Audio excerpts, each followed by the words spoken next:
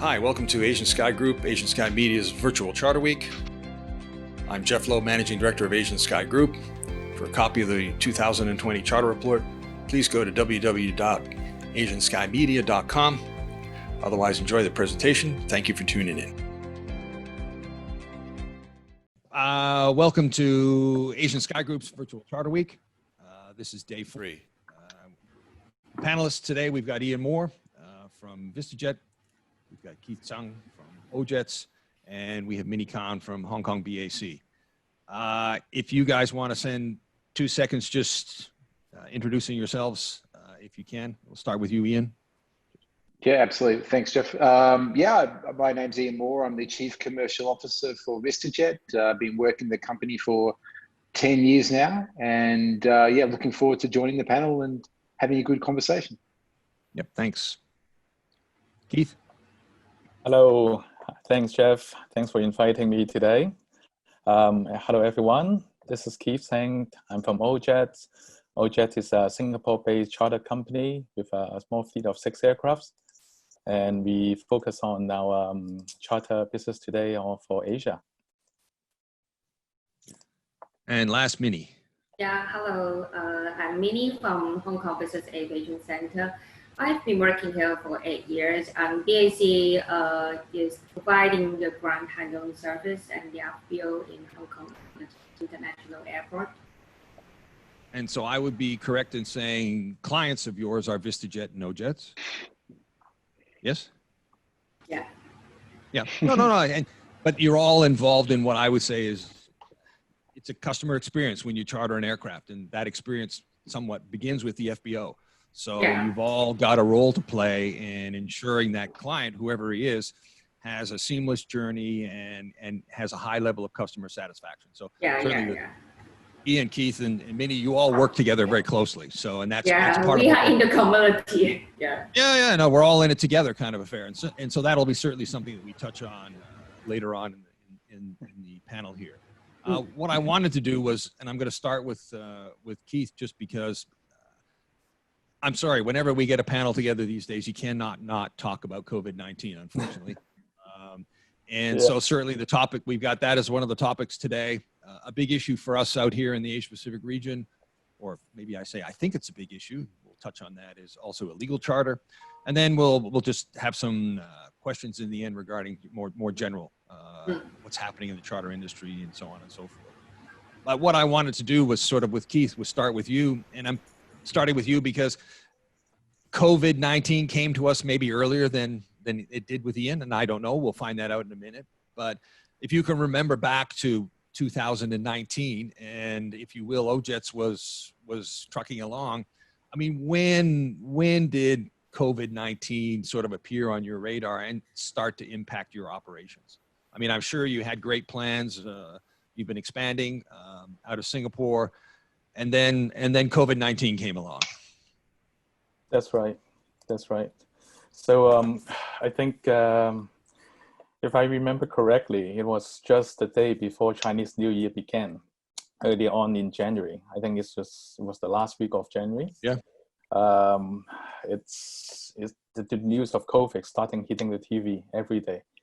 And back then we didn't have any plan or any sort of thoughts about this can become such a big thing worldwide. But with our charter industry, it has been drastically changed by COVID, especially around many impacts around the operations. Sure. But when did you sort of have that moment when you realized that this was going to be have a drastic impact on your business?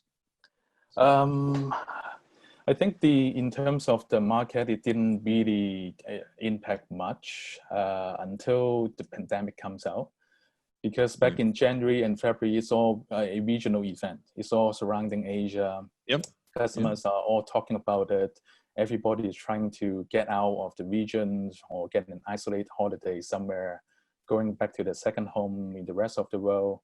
So back in that point, it's kind of like a holiday mood for everybody in Asia. But up until March, then it became, when it lands a global event, then the demand has changed drastically. Also, in terms of the clientele, their background has also changed drastically as well. So we've been trying to come through all the challenges around it, but obviously all these challenges evolving on a daily basis as well. So yeah, and I imagine for you, Minnie, as well, you felt the impacts of COVID quite early. Yeah, yeah. Actually, in Q1 of this year, our movement is still strong, but as Kip said, since February, we have we start to have received some repatriation flights from all around the world, and even the high-risk origins. We even have record high movement in March, as you all can recall. About 19th of March, that when the government imposed the quarantine policies, that we worked really hard because we have to review all the internal policies for internal procedures to ensure all our staff, all our inbound passengers are safe and in high sense of security. We have no exception. BA travelers are all following the government regulations and policies. But all we need to do is to ensure the seamless logistics flows, and we have to escort the passengers to the terminal for the quarantine process, for the entire process. So, and as Keith just said, the news is changing every day. So we need to get up-to-date information, especially for those different origins inbound passenger flights.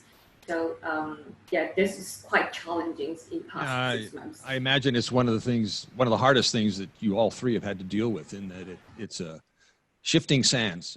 Every day there's new travel restrictions or new lockdowns, and you've got to be quick on your feet because it just changes every day. So, yeah, our colleagues like you. So for you, Ian, did you kind of look on Asia for a while and wonder what's going on, or I mean, VistaJet's a global company, a global charter operator. So maybe you likewise felt the impact right from day one too. Because for us, for me, I mean, COVID-19 was a January 1st thing, and so it's been downhill since. But when did VistaJet really think that we've got an issue here? Yeah, I would say we were probably at the same time as everyone else in Hong Kong. Okay. I mean, we have an office in Hong Kong. We have a big customer base from China, and in fact, the region. So I'd say the first, I personally saw it first. I was in Melbourne for Christmas and New Year. I remember seeing seeing a TV sort of a news channel talking about it on the 2nd or 3rd of January in Wuhan. So that was the first little indicator we had. And then we sort of started feeling it, as Keith was saying, I think probably just before Chinese New Year. We started hearing it as much from our customers as our crew. Our cabin, our crew, and our customers, the 3 C's for us were important. And we started to making plans sort of at the end of January. And then, we learned a lot of new words and a lot of new things in this pandemic. And the John Hopkins sort of counter was the one thing we were looking at in early February. I think when it really for us, when it started impacting us in a bigger way, other than putting in place to make our customers feel comfortable and our crew, was probably when it went to Korea. And then when it leapt to Iran and Italy. I think that was when I think the world realized we were onto something here that wasn't regional. So what have you, and again, I'll come back to Keith and Minnie and ask the same question. So sure. How has it changed you? What have you had to do to cope with COVID-19?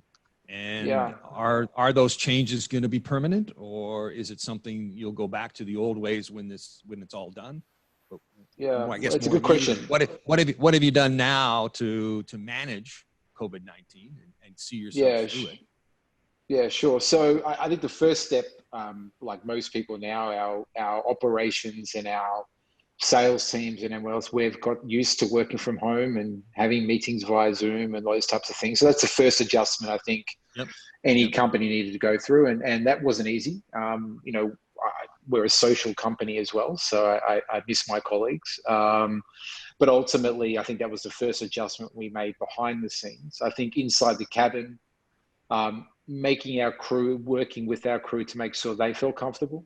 If they were comfortable, that would make our customers comfortable. So sanitization methods, what we do if there is going to be a positive test, whether it be on the crew or a customer, what was our plan? So that was the things we're putting in place in probably, I would say, first week or first 2 weeks of February. And then it's about seeing the changes in patterns. What we're not seeing at the moment is a lot of business travel. I think we're seeing that worldwide. The business travel's dropped dramatically. What we're seeing is a lot more one-way flying. So people going to their second home or getting back to their first home, depending on which part of the pandemic you're in, whether it's March or April or May. And then adjusting to what peaks and troughs are within regions. So in Asia, we've been pretty consistent with our flying. There's still demand out there. I think people move to quality operators they know have experience globally. I think that's, maybe some of the smaller operators might have struggled if they didn't have the experience or the track record either in their team or in their company. So I think that was one advantage for VistaJet in particular. But we've actually seen really interesting changes in patterns, like, being in Europe, for example, we would see a lot of one-way flights from Asia into Europe now, and then we'd see a lot of bouncing around Europe.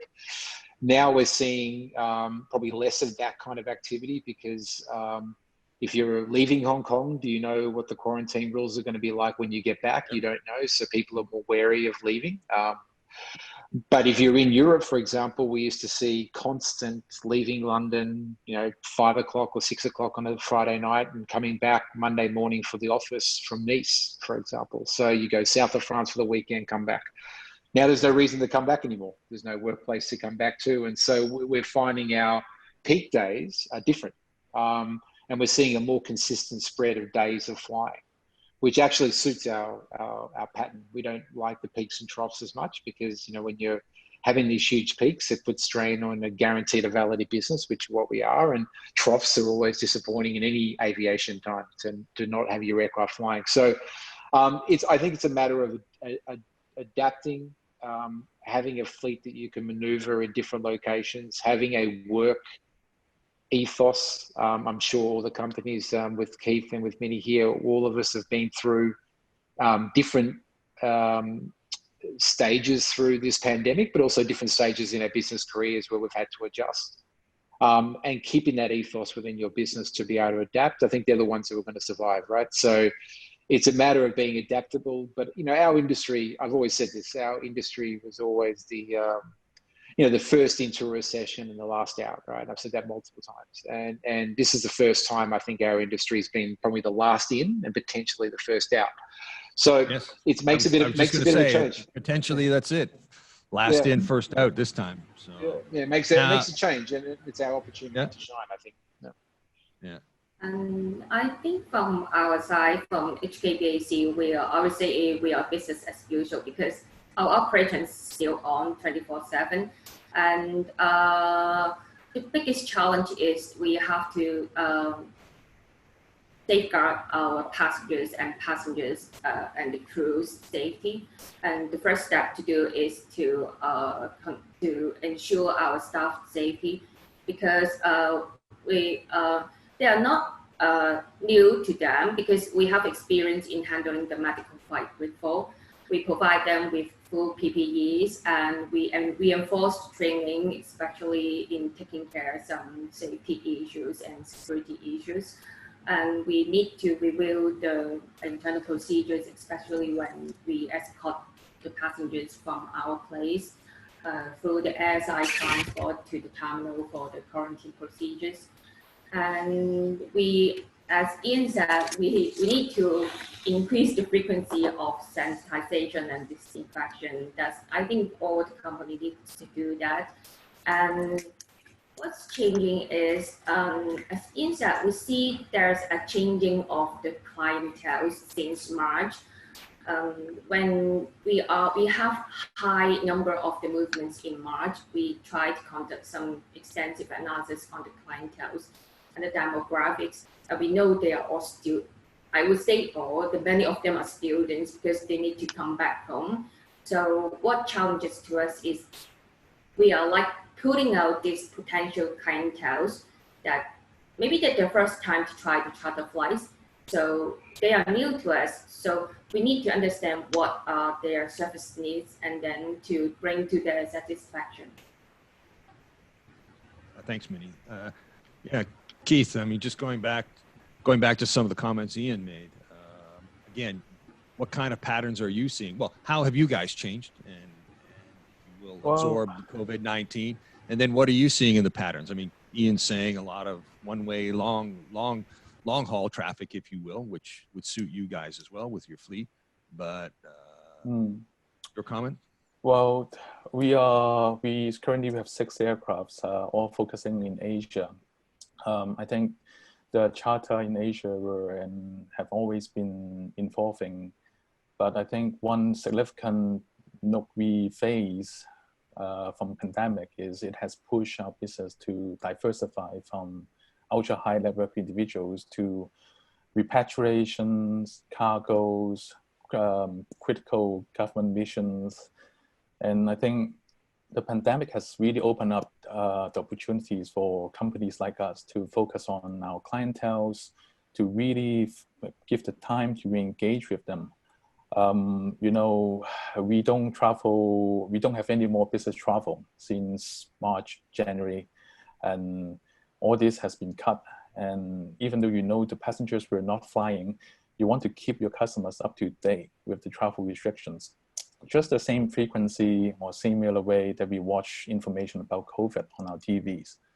So I think that despite all these difficulties and restrictions daily, the pandemic is positively helping us to engage with our client and get our business more diversified. But some of that diversification, I would assume, is going to go away. I mean, once COVID's gone, you're not going to have repatriation flights. And I would assume, well, I believe already the cargo requirement is returning back to normal somewhat. That's right. So again, I don't think we're going to see as many, if you will, business jet or passenger airliner conversions into cargo to sort of meet that market demand. So I think it will shortly, well, who knows when, okay, it will return back to normal. And so some of those changes that you made are not permanent in that sense. Yeah, equally after the cargo and repatriations, equally there is also a huge intake of new segment of customers coming into trying to fly privately. So what we are focusing now is to really make sure our charter service becoming a practical and reliable option for these new customers. And when they are coming in, they know what sort of service and safety they are facing in what they are comparing to traditionally with commercial airliners. And also we see a influx of hybrid customers who were used to do a little bit of commercial and also a little bit of private jets, depending on the purpose of the travel. These hybrid customers have all turned into purely flying private now. So I think this is a great opportunity for us to grow our new clienteles, at the same time to convert these hybrid customers into permanent users of private jets. Yeah, I agree with Keith. I think it's now evolved into a realistic option for passengers that may previously not considering using business aviation as travel. But the public perception in this COVID-19 is changing, and BA is being well understood that it's a new mode of transportation when the commercial flight is not available. I think all we can do is to sustain that positive spirit, positive image that has been generating in the past 6 months, and then leverage support from the public.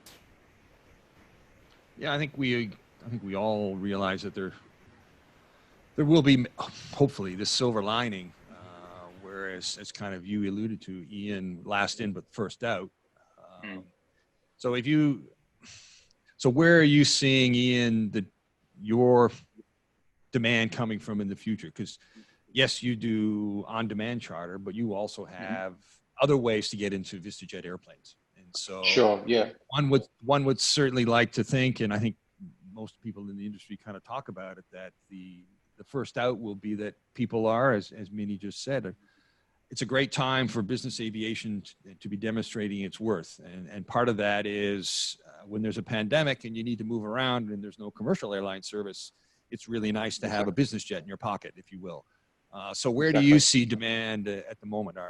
Because you also have 100-hour programs and so on and so forth. Yeah, exactly. Well, at the moment, we're about 10% up year on year for the first half of the year on new customers. So I think that's a good indicator straight away that people are still committing. And Ian, I'm sitting here going, how did you accomplish that? 10% up? Yeah, I've got I mean, you got to be happy about that, okay? I'm ecstatic. I'm very privileged to have a great sales team, to be honest with you there. And given the market conditions. Yeah, exactly. But I think also too, we obviously all aware that, economically this has been a disaster for the world as well. You're seeing that in the quarterly numbers coming out for every single country. So buying yourself a depreciating asset and putting on your balance sheet, or either that be a business balance sheet or your personal balance sheet, is not the greatest move right about now. So I think the VistaJet model of being asset light and letting people have the ability to have access to a fleet of 70 plus aircraft all around the world, but without having to put down tens of millions of dollars, I think that resonates in the marketplace right about now. So, although we're going through tough times, and there's no doubting there's economic tough times or turbulence ahead, there's no doubt about that. Having the right business model and making sure that you are in the right place at the right time, I think has been what we've done as a business throughout the years. Being a global operator enables us to be able to take customers where people are ready to make a decision. And, if I look at, somewhere like Europe, for example, we've done very well in Europe in the last 2 months. Now, if you've been there 2 months earlier than that, being around there February, there would have been crickets. It would have been very, very quiet because for obvious reasons, they were fighting a very, incredible medical emergency. Now you go to the US now, and we've had a really good start to July, and we're looking very positive for July and August. But, if you're looking at May and June, it was very quiet for committed contracts. Yes, there was lots of charter. I'm sure you've seen our sort of colleagues in the industry talking about how the North America's bounced back to high levels, but there was a lot of cheap charter in the marketplace, so that takes a while to come to our type of program. If people can get an aircraft for $3,000 an hour, they're going to take it, particularly if they're first time users. So, we feel that our business model is set in a global place to be able to maneuver and get our customer base to increase. And that's the back of why we're having a 10% increase. Saying that though, the pressure will remain on all of us on this call today, but also on the industry to make sure that we're able to keep the new entrants to the marketplace and making sure that they're not just one-offs and repatriations and those types of things. The businesses who may not be able to fly commercial any longer and now want to fly privately, it needs to be cost effective for them.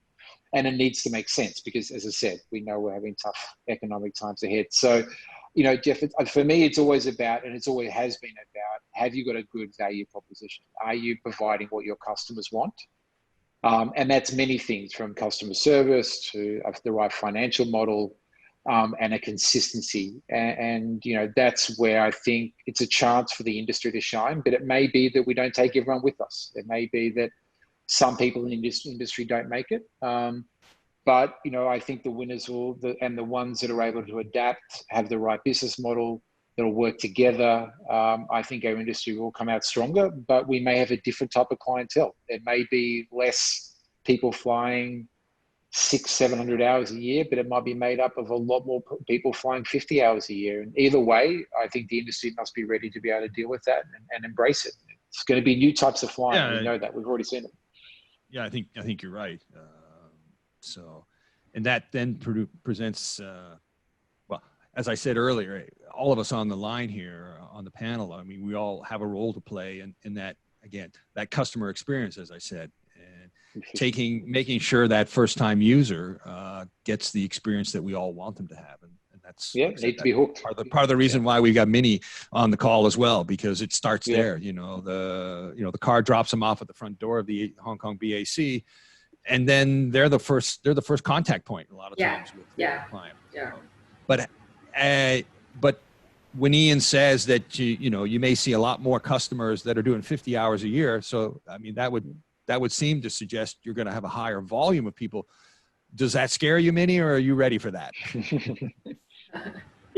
We are always ready. BAC is always here to help.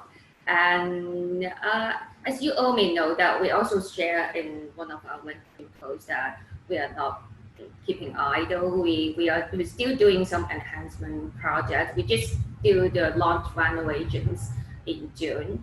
And I think that's perfect timing, because actually that's one of the feedbacks from our clients, that they need higher privacy level, higher security level. I think it comes in the right timing, that it can give some social distance for the passengers among different flights. So I think, yeah, that's good for them. And Keith, think you'll see similar changes where the passenger requirements will be different, different volume. What do you think will happen for you in OJets and out of Singapore? So. Well, I think in terms of the clients, whether they're new or existing, the way we have faced from Asia is a cycle already. We began with a lot of difficulties beginning of the year. It's been halfway through the year already, and now it seems the global have put their eyesight back into our regions in Asia. It's shown on our traffic, where we are looking on a month-to-month increase, both in terms of new and existing clients coming back to this region. Most of them are coming from the North America or Europe or somewhere where the countries are starting to reopen. There are huge demands of Asian strengthened in other countries that are just recently being reopened. So we are facing lots of requirements for them to come back. As in what is next, I think at this stage we haven't really got through the second half of the wave yet, in terms of how we manage the quarantines from countries to countries, how all these regulations have been changing. But one thing I hope, just based on the traffic we are taking, in terms of ultra high net worth individuals, as well as all the business owners, or even the people who are studying abroad, they are all returning to their bases. And so with that in mind, that allows us to have more exposures to new customers. And we are prepared for traditionally in Asia, it's already difficult enough in terms of the operating environment. But yes. with these new passengers that are first time, or probably a little bit of leisure private jet travelers, they now will understand how we deliver and how we make Asia a private jet more friendly for all of them. Okay. Assuming at some point in time we will get out of this mess, if you will. And again, you've touched on it all a little bit. What do you think in your operation is going to stay? What are you not going to change? What do you think is going to remain as the new norm, as we often talk about? We're obviously implementing a lot of health, sanitation, if you will, sterilization. Is that all going to stay? Or, I mean, what are your impressions on what's going to stick and what's not? Ian? Well, this is going to take a while to leave people's minds, even if we had a vaccine tomorrow. I think it's going to take a while. It's a tattoo that's going to stay. So I would say that we're going to keep, particularly VistaJet, will be super conservative, and we'll keep as much as the client wants and our crew wants as well, in terms of customer touch points. We're not shaking hands, those types of things. The shaking hands could be a long gone institution, I think, in terms of how you service inside the cabin. That's going to be interesting. We're doing a lot of standoffish type service now, where we'll maybe have 1 or 2 touch points with the customer for food and so forth, but otherwise leave them alone. I think that will probably remain as well. Expectations of what clients want in terms of private dining experience, and those sort of things have lowered now. I think people are looking for comfort than they are for maybe fine dining, and I think that will take some time to come back as well. In terms of, so I don't see much more that we can do inside the cabin that we haven't all done together as an industry already. Yeah. We Are know you still doing I've always used VistaJet when we've had a client who had requirement for pets, dogs and so on, because you guys have always willingly accepted that. Is that still the norm, or the German Shepherds aren't allowed in the cabin anymore?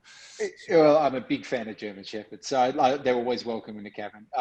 But yeah, we still do that, but it's just been less of a demand. I think we've been repatriating people and their furry friends or furry family members the whole time. So no, we still do that, but I think it's just the demands come more from the customer than our requirements. They tell us what they want, and we're able to adjust from there. So I think that's the thing. In terms of how we operate as a company, I think that's going to be the interesting thing. How much do we have offices in Hong Kong? We have offices in Dubai, New York, LA, and London. Some of them are shut, some of them are open. How that's going to continue in the future as well. And how much, I personally usually travel probably, 150, 200 days a year. And, I'm probably traveled 5 days in the last 4 months. So that just changes my mentality, the way I do things, the way my staff do things. And obviously I'd like to get back on the road again, because if I get back on the road again, then our business is, and if our business is, in the world safe, right? So that's where I like to do that. But we have to keep changing the way we're doing things. Our operation has remained incredibly resilient. And as Keith mentioned, these rules are changing, restrictions are changing by the hour. So we've managed to keep connectivity as a combination of work from home and an office as a central hub as well. And that's going to be interesting to see how every operation in our industry is able to handle that as well. So client acquisition is going to be interesting. At the moment, it's been okay doing it over Zoom or doing it by email. Who's going to demand more? We have customers in Europe that are doing face-to-face meetings now, for example. So it's just, wherever you are around the world, there's a different set of rules that relate to where you are on your curve, so to speak. So, I think you just need to what are you looking for from the FBOs? Like you guys, I would assume have to work fairly absolutely. Closely. At some point in time, the passenger gets handoff from one to the other, but at the same time, the FBO is providing you with the catering and everything else, or your crew's doing that. So what are your demands typically of the FBOs then? Yeah, well, Minnie's team's a great example of just making sure they're at the forefront of having a safe environment for our customers. Obviously, socially distanced is the most important thing. So ideally, we don't want to be spending too much time in any FBO. Generally, our customers need to move quickly from car to FBO to aircraft anyway. So the minimal amount of time we have them waiting, whether we're waiting inside the cabin or in an FBO, either way, we consider that to be, sort of a negative time for our customers. They need to get moving straight away. So we're looking for partners that can, fulfill standards that they've set, that we've met, that we're able to meet with them. So it's a continuation. And that actually starts when we pick up the customer from their home or from their office with the car, and it really runs all the way through from their car to the FBO, how the FBO is handed over to our crew, and away we go. So we consider that whole process to be like a very almost like a bubble, where it's being neatly handed over through the whole process. So there's a lot of work with each FBO as to how those standards are. Unfortunately, with HKBAC and actually the region of Asia in general, because of the history of what's gone on before, the region was really ahead of, I would say, any other parts of the world in knowing what to deal with and knowing what the Asian customer was looking for. And that was one massive advantage of us being an Asian operator, but also one that operates around the world. We were able to take frankly, what was immediate standards set in Asia and take them to other locations around the world and ask for higher expectations. So frankly, a big tick to what Minnie and her team have done and what the region has done, because Asia knows how to deal with these things. Because Minnie, you've actually, from what I understand, made some physical changes to the BAC to help manage the clients and make sure all the social distancing is being met, right? Yeah, as I just shared, I would expect the measures that we have been conducting right now will keep some time. As I just shared, we have just went away the launch in June to have some privacy partitions so that to keep some social distance for the passengers on the flights. And so far, the customers got quite good comments. And for the staff safety, we have to ensure they are safe, because it's in turn safeguard for the passengers and the crew. Also, the regulations and the rules, because during the time, I feel that BAC in that time like working as a bridge between the operators and the authorities. And we hold regular calls and meetings with the authorities, including Airport Authority, Department of Health, Port Health, so that we got the most accurate and up-to-date information. And we are happy that the operators treat us as trusted partners, because the regulations are changing every day or every hour. So we have to keep up to date while different channels like LinkedIn or emails, all those letters to the operators, so that because we know we need to respond fast, because like VistaJet or Ian or Keith said, they need to respond to the clients in very fast pace as well. So we need to keep up-to-date information for them. And also, I think like the disinfection or sanitization, we will keep doing that. And one of the points is because in this pandemic, we have to establish some standard operation procedures, because when we are handling those flights with passengers with confirmed case, how we would do it and what's the contingency plan of segregating the passengers and the colleagues so that we can keep on the operations. Yeah, I mean, you're kind of the first stop. You know, I'm sure Ian and Keith very much rely on you delivering to them at the foot of the air stair door, if you will, a clean and sterile passenger, and then they take it from there to a certain degree. So, Keith, for OJets, what stays and what goes, and how are you going to change yourselves, or will you? Well, from our safety standpoint and operational standpoint, we've learned the hard way through the past few months. I guess one of the biggest challenge began with is we are an Asian-based companies out of Singapore. And therefore, for the first half of the year, we have been questioned a lot by the travel histories or nationalities of our crews, and et cetera, et cetera. So yeah, you have specific challenges operating out of Singapore. I don't know which one's worse, Singapore or Hong Kong, frankly. I think probably Singapore. Okay, you've been on lockdown for a long time too. Definitely Singapore. Definitely, yeah. Singapore is far more locked down than Hong Kong. Even up until now, we can't still manage to send our crew in and out freely on a commercial jet. Even on private, on our own fleet, that is still some questionable debates going on between CAS and us. And therefore, I think in terms of the overall environment of operating and what sort of operation we want to keep and safety measures we are going to keep, all this is it's becoming a norm now. I don't think we are going to walk away with any change in terms of the hygienes or safety measures, disinfections of the aircraft after every single flight, you know, having masks and disposal gloves on board, even test kit for COVID upon request on the plane. These will not go away for the next while. But what we are seeing is, like I said earlier, a lot of the passengers are coming back from other part of the world now back into Asia. At least from our side, we have seen a lot. And we struggle to find the same sort of products to be replacing on our aircraft when they get used up.